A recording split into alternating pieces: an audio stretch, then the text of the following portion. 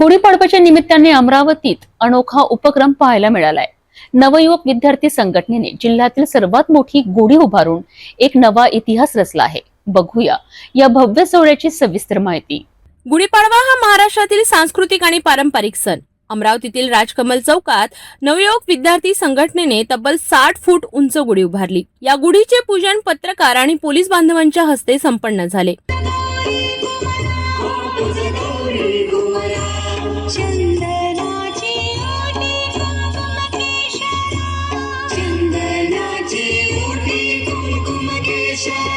उपस्थित मान्यवरांनी गुढीच्या पूजनानंतर नववर्षाच्या शुभेच्छा दिल्या।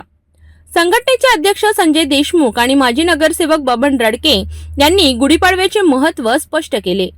त्यांनी सांगितले की हा सण गेल्या अनेक वर्षांपासून संघटनेच्या वतीने उत्साहात साजरा केला जातो। राजकमल चौकातील हा सोहळा केवळ उत्सव नसून एकता आणि सहकार्याचा संदेश देणारा ठरला। पोलीस अधिकारी, पत्रकार आणि नागरिकांनी या अनोख्या उपक्रमात सहभाग घेतला।